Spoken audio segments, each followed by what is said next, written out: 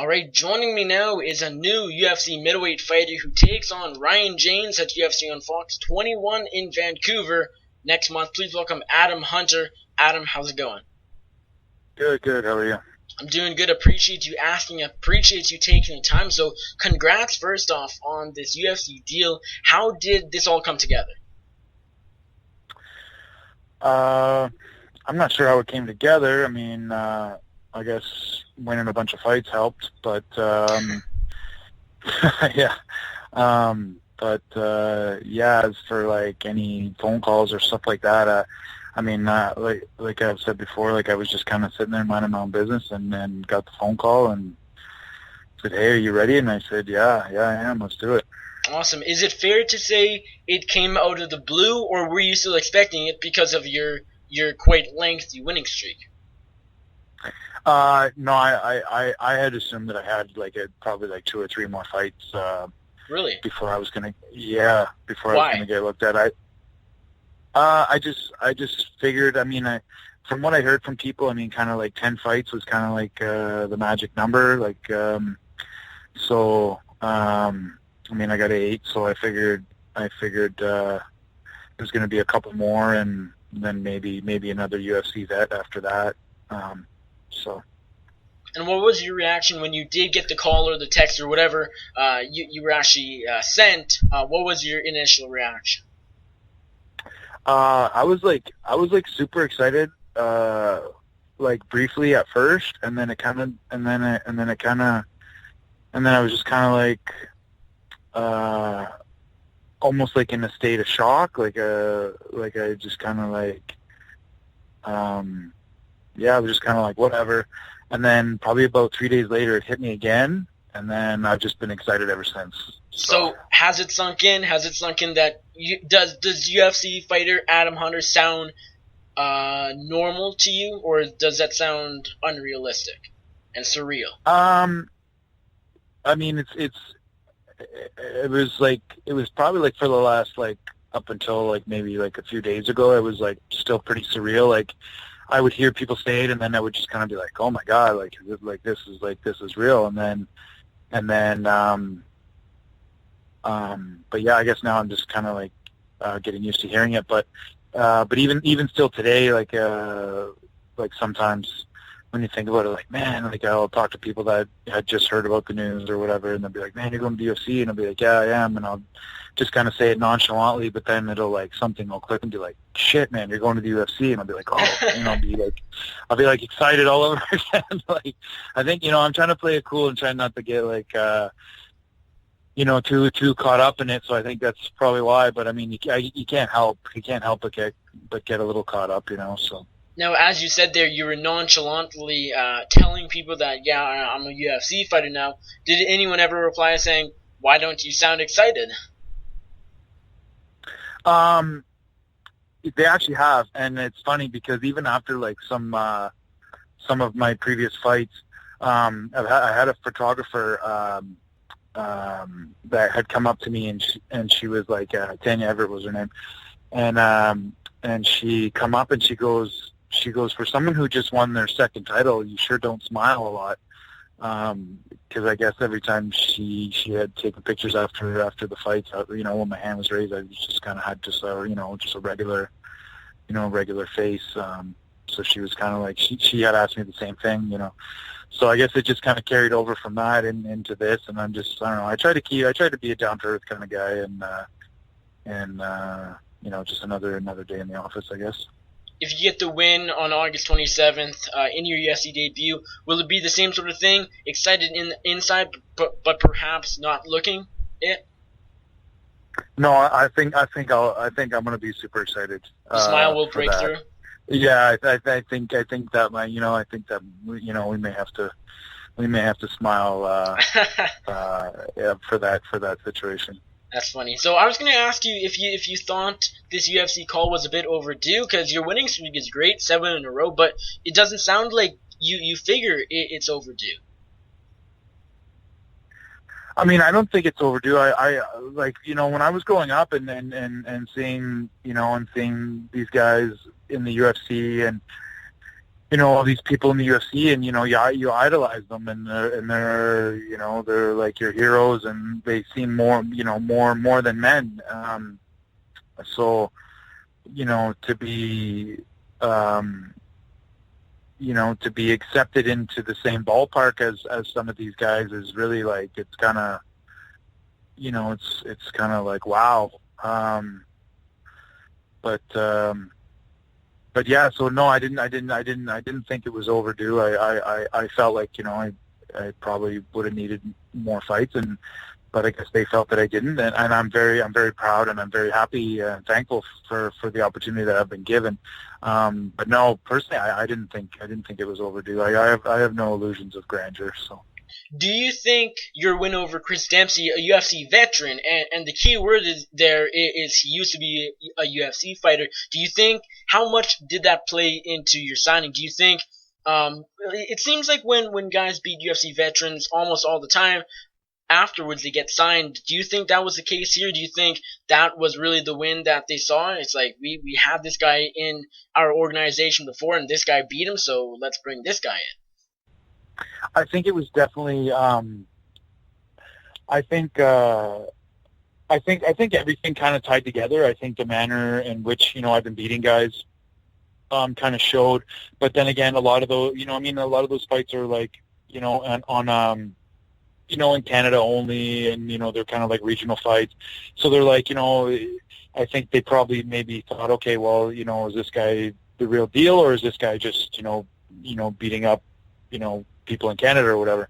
And then I think for me to go to Pittsburgh and fight a UFC veteran and beat him in the same manner that I've been beating other people, I think that really showed them that, okay, well, maybe this guy is a real deal, and we should give him a shot. Now, what was it like fighting a UFC veteran in Chris Dempsey? Did it feel different than your other fights? Not really. I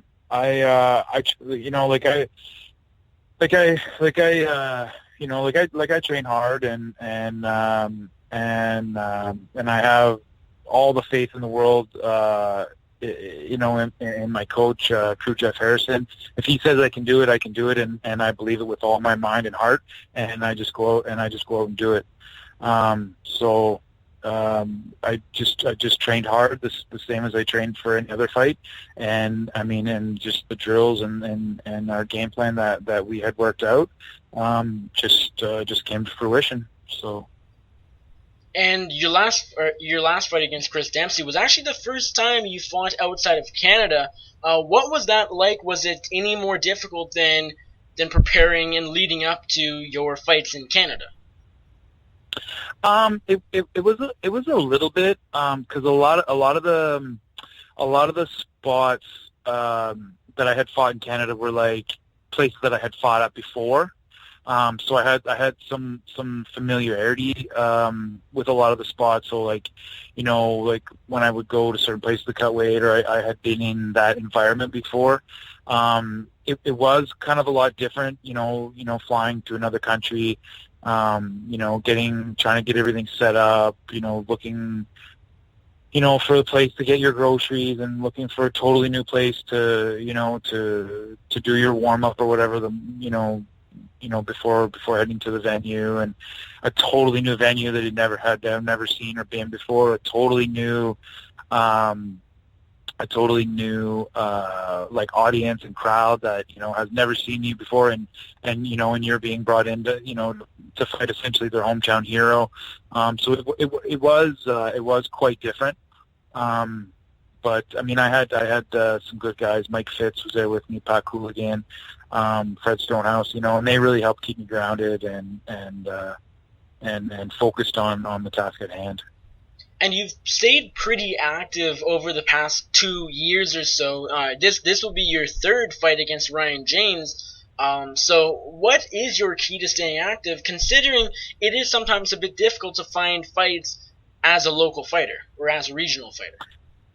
Yeah, I was supposed to have fought Mike Kent, but he had some some medical stuff there, so it would have been the fourth fight this year. But I found when I first started fighting, I was still in the military, and it was really hard to stay active, like due to like vent aids and stuff like that. But as soon as I retired, about I probably retired about a year and a half ago. I've just really, like, in order to keep my sanity, because to retire at 31, it's not really all what it cracks up to be, and you kind of lose yourself, and I really needed to find something to do with my time that I was able to do, but that also that helped me get through some issues that I deal with. So I decided to take fighting on as a full-time thing, and so I did it, and and I got a good team. I got some friends of mine that are athletic therapists and massage therapists. So really, a lot of the work keeping me active is the work that they do, and helping to keep my body functioning and stuff. So, but yeah, I just to me now it's a full-time job, and I just do it, and I'm trying to stay as active as possible. Injury free, God's willing. Yeah, that for sure. That's awesome. Being a part of the military, is that why you had about a year and a half layoff from your fights against Teddy Ash and then Chris Johnson? Yes, I had. There was actually a period of time there, and between the Mike Kent and Doucette fight. Yeah, between those there was a big period of gap. There was a period of time there on the East Coast where I was there, and there was like 7 events that had fallen through. Either the event itself had canceled, something with an opponent had canceled, or like something with work. I would be gone away for a couple months or something, like with the tasking or whatever.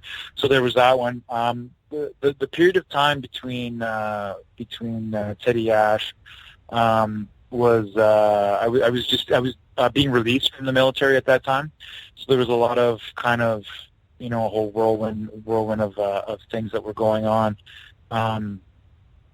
during that time. But yeah, as soon as I got that out of the way and retired, I've been full steam ahead. Gotcha. Since then. Now, I was looking at your record. You had 3 pro fights, and then went to the amateur scene, had 2 fights there, and then went back to pro. What was that? What was the deal there? Kind of explain why you went from pro to amateur back to pro. I believe it was only 1 pro fight and went back to amateur. Tapology says you had the Mike Kent fight, Brad Webb, and then Mark Gray, and then you fought Anthony Doucette and Paul Melanson. I mean, this could be incorrect, so correct me if I'm wrong, but that's what Tapology says.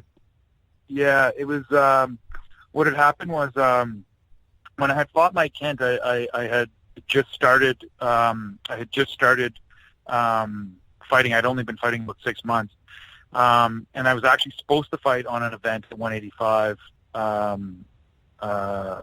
but that opponent fell through, and then there was supposed to be another opponent. Then they decided, well, why don't you just fight pro? There's this other guy, and then that didn't happen. So then they brought in Mike Kent that was supposed to fight on a different card. We did a catch weight anyway. After that, they came back, and I went back and fought after that because I'm not sure if it's the same everywhere, but in New Brunswick, because it was run by the Boxing Commission, right, at that time. And you could have up to 3, as long as you didn't have a winning record, you could have up to 3 pro fights, I believe, and still go back and fight amateur as long as you didn't have a winning record. So after that, I had taken that fight, which originally was supposed to be an amateur, but then ended up kind of just having a pro fight against Kent. And then after that, I went back and did a couple more amateurs, and then just decided that, hey, this is not where I need to be. I should be back. I should be fighting pro. So then I transitioned back, and then I just been going since then. Gotcha. So the second pro fight after you went back to amateur and then went back to pro, was your second pro fight Brad Webb? Yes, Brad Webb, and then so then Mark Gray, and then Teddy Ash, Chris Johnson, Aldrich Keith, and yeah. So yeah, the only issue there was the dates, I guess. I'm not sure what Tabology did there, but the dates were wrong in those few fights. A bit confusing there. You lost, as you said there, Mike Canty. That was your first ever fight.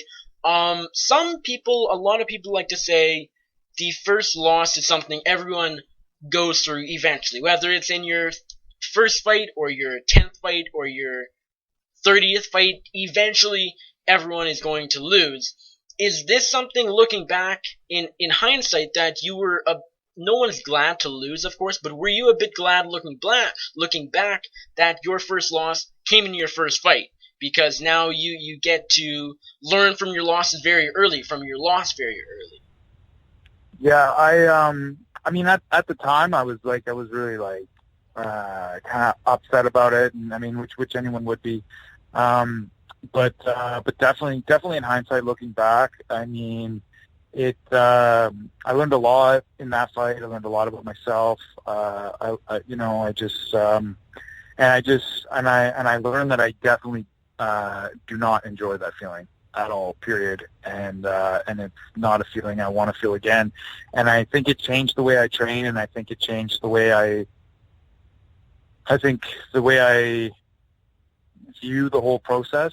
So it's made me very hungry, and just really, I don't know how to say it. Yeah, it's just made me really hungry and just really desire. It's much better to win than to lose, and I felt the loss, and I didn't like it, and now I work hard to make sure I don't ever have to feel that again. Absolutely. Now, the UFC in Canada, their relationship between the country and the promotion has been better, although it seems to be getting better, I should say. UFC Ottawa took place earlier this year. Were you hoping to get on that card, because with the mindset that maybe this will be the only Canadian UFC card of the year? If I don't get on this card, I might have to wait till 2017. Were you really hoping to get on that card for that reason? Not necessarily that reason. I mean, because my coaches and people were talking like, oh, maybe you'll get the call, maybe you'll get the call, maybe you'll get the call or whatever, and I was just kind of like, okay, well, if I do, I do. But I was hoping for it because it was in Ottawa, and this is Ottawa is where my team is and where I train, and it's almost like a hometown crowd, right? I hadn't kept up really active with the knowledge of how many events the UFC was going to have in Canada. So I actually was unaware that it may have been the only event. But for me, it was more like just being able to fight in the hometown. And the only reason why I even thought about that is because people were saying to me, maybe you'll get the call, maybe you'll get the call. So were you surprised you didn't, because you do train there? I really wasn't surprised because I had just had the fight like 2 weeks before, and I wasn't sure really how they do that or view that, or I'm not sure. Sometimes you get a certain amount of like suspension, or they don't want you to compete in another event X amount of days before their event, or this or that. So even though I wasn't surprised that they didn't offer anything, and then after I beat them and I had no injuries, I was going, oh, well, maybe they will, but they didn't, and that was okay. Fair enough. Now let's talk about this matchup. You're fighting Ryan James at UFC on Fox 21 in Vancouver, BC on August 27th. How do you feel you match up against James? I feel I match up really well. The matchup is almost like your classic striker, your classic striker versus grappler. I train with like arguably one of the best jiu-jitsu teams in the country. So as long as I keep a cool head, I'm really not worried about his jiu-jitsu. I mean, obviously, I am to a certain degree because obviously he has his black belt, and obviously, he's going to be dangerous there. But I train with killers, daily, and I have confidence in my skills. I have confidence in my defense, and I have confidence in just my awareness, and I feel that I come with a very dominating presence, and which I am, and I'm I'm a good striker. So if he wants to work his game, he's got to get through my game first. So best of luck to him. Yes, for sure. We haven't seen too many Canadians being signed to the UFC, basically because there just aren't that many UFC events in Canada over the past few years. Are you happy to see, including yourself, more and more Canadian fighters being signed now? You have your opponent, Jeremy Kennedy. All three of you are on the Vancouver card. It seems like things are getting a bit better from what they were last year, the year before, so to speak. Yeah, I mean, it's good to see, population-wise, we're nowhere near the States, but I mean, so if you want to look at ratios of, Canadians to Americans in the UFC or other countries of this or that, but, Canada produces tough dudes, there's no doubt about it, and that's one thing I've seen, people might not realize that they look at Canada as, they're peacemakers and peaceful this and peaceful that, but, Canada produces tough dudes, and if you want to get down to the meat and potatoes of a conversation, you can, I was in the Army for almost 15 years. I've had 3 deployments, and when you talk to other countries' armies and you talk to other countries and stuff, Canadians are some of the most feared soldiers in the entire world, and whether people believe it or know it or not, we're dangerous people. We're strong athletes. We're tough people, and it's good to see that that we're getting more opportunities to prove that on a national and world level, and it's exciting, and I'm happy to be looked at, and I'm happy to to show my skills and to show my determination and my will, and I'm ready for it. How easily do you think you'll be able to adjust from the local scene to the big stage? I mean, I'd like to think it would be an easy transition. I mean, I can't really, until, the brighter lights and the louder music, and, you go from maybe 2,000 to 3,000 people in the crowd to, 20 or 30. I mean, until I really get there, I mean, I don't know, but I like to think I will. I've traveled quite a bit, throughout my life, and been through a few places, and I think I'll be able to handle it well. But until I get there, I mean, we'll see. But I'm not. That's not really something I'm overly worried about. How do you plan on? Well, maybe there isn't a plan, but how do you think you'll avoid Octagon jitters? Because we see some debutees come in and they just don't really look themselves. So how will you try and work your way around that and avoid the Octagon jitters as much as possible? I mean, I'll just in my mind I'll put on the proverbial blinders and just go straight forward. I'll just listen. The only voices I only listen to a couple of voices from my coaches, and I'll just tune everything else out, and I'll just I'll listen to them in my ear and focus on their voice, and just not even really pay attention to anything else. I'm there to do a job and do a job well, and that's what I fully intend to do. Awesome. Now, Adam, appreciate you taking the time. Before I let you go, give me a prediction. How do you defeat Ryan James on August 27th? Oh, definitely TKO or knockout for sure. That's awesome. Now, before I let you go, just let my audience know where they can find you on social media, and if there's anyone you'd like to thank and give a shout out to, now's your time. Yeah, you can find me on, Adam Warhammer Hunter MMA on Facebook. I have a website by the same name. I want to thank all my training partners and at Ottawa, my coaches, Crew Jeff Harrison, Hammer Hashe, Nick Castiglia, Cameron, all those guys at Ottawa. I want to thank Mike Fitz. He's my guy. He's my rock. He takes care of me. I want to thank Marijuana for Trauma. It's a beautiful company that's helping, veterans with PTSD. The marijuana is so low on the totem pole of things that they do for people. It's unbelievable the healing that this company is doing for veterans. If you get a chance, look them up on Facebook, look them up on their website. They're just beautiful people doing a beautiful job for veterans. Yeah, thanks.